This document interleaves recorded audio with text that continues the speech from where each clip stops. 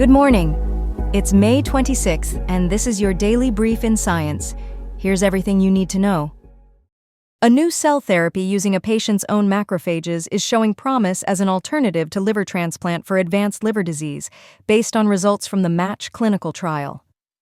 Developed by Professor Stuart Forbes and collaborators at the University of Edinburgh, SNBTS, and Resolution Therapeutics, RTX-001 is in development, and its EMERALD trial is ongoing.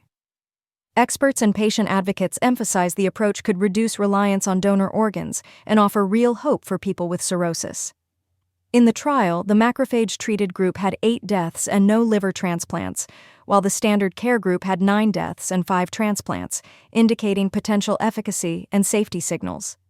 Notably, the treated group had 0 transplantations and 8 deaths versus 5 transplants and 9 deaths in the control group, suggesting potential clinical benefit and a favorable safety profile. Across groups, 8 deaths and no liver transplants occurred in the macrophage-treated cohort, compared with 9 deaths and 5 transplants in standard care. No serious side effects were reported during the 4-year follow-up, indicating a favorable safety profile for macrophage therapy.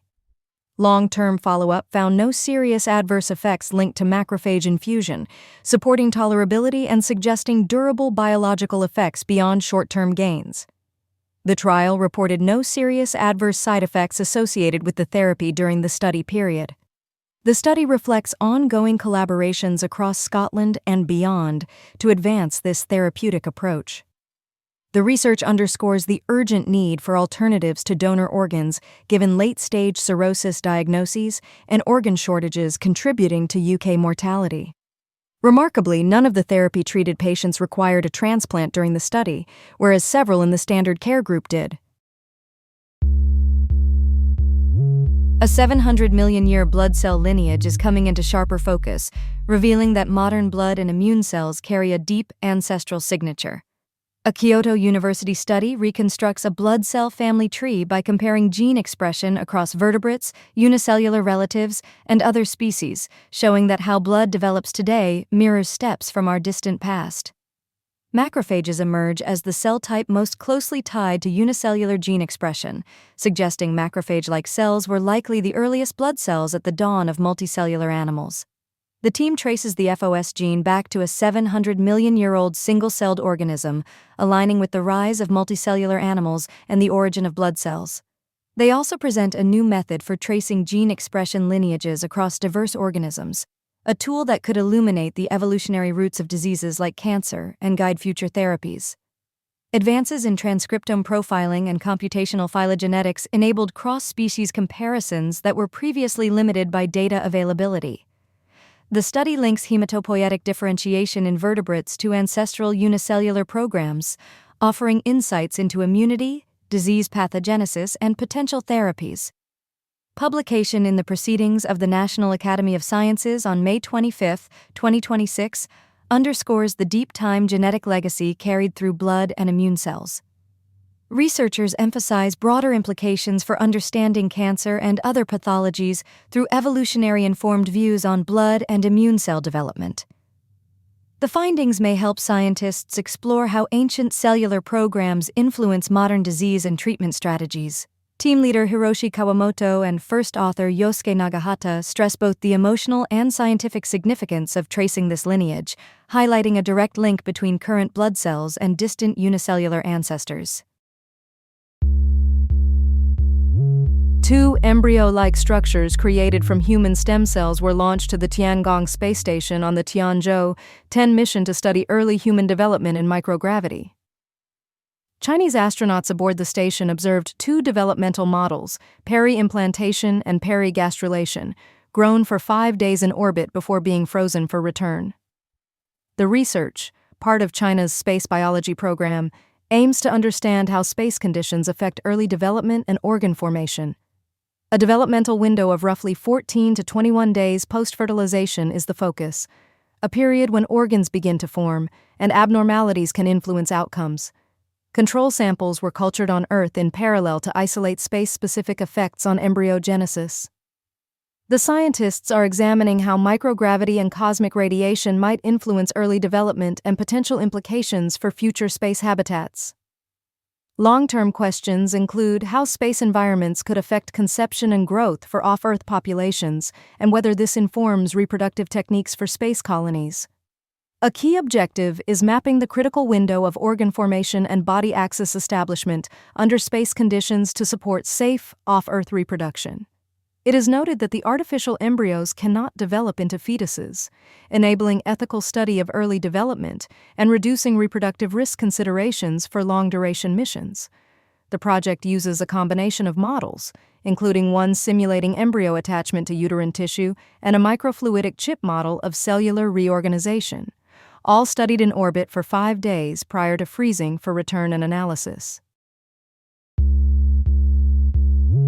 A new study links higher body mass index to faster cognitive decline in older adults, suggesting BMI could be a modifiable factor in brain aging. Researchers followed participants for 24 years and found the strongest association in the 8th year, with effects more pronounced in those over 65. The findings come as current obesity estimates show about 2 in 5 Americans meet BMI-based criteria, and researchers say, including waist size and related conditions, could push that prevalence toward about 75%. There are no cures for dementia, making the identification of modifiable risks essential to delay or prevent onset. The study emphasizes mitigating modifiable risks because there is no treatment that reverses dementia once it develops. More than 7 million Americans live with dementia, and projections suggest the number could double by 2050. In the United States, dementia prevalence exceeds 7 million and is expected to double by mid-century, underscoring the importance of addressing factors like BMI. The study is Xu et al., 2026, published in the Journal of Neurology, titled Association Between Cumulative Average BMI and Cognitive Decline, a 24-year cohort study, with the DOI 10.100415-026-13696-2. A new United Kingdom biobank study follows nearly 100,000 people for 7 years to show that short bursts of vigorous activity, not just total activity, cut risk across 8 major diseases. The 8 conditions include major cardiovascular disease, irregular heartbeat, type 2 diabetes, immune-mediated inflammatory diseases, liver disease, chronic respiratory disease, chronic kidney disease, and dementia. The key finding is that higher levels of vigorous activity are linked to substantially lower risk and mortality, with the most active groups showing up to 63% lower dementia risk and 60% lower diabetes risk. A practical takeaway is to weave brief periods of vigorous effort into daily life, such as uphill cycling or brisk stair climbing, since meaningful benefits can accrue even with limited time. Participants wore wrist accelerometers for a week to capture high-intensity bursts that may not be accurately recalled in self-reports. The study reinforces that exercising more vigorously yields greater health benefits per minute than moderate activity alone, aligning with public health guidance to include bouts of higher intensity effort.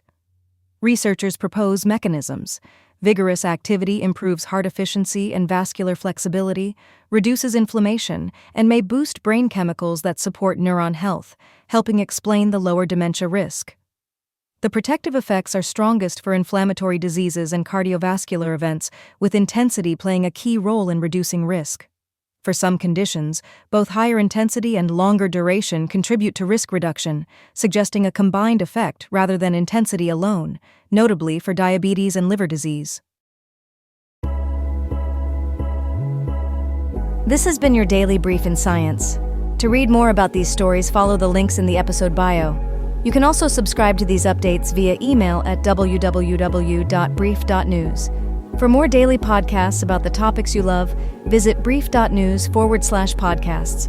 Tune in tomorrow. We'll be back with everything you need to know.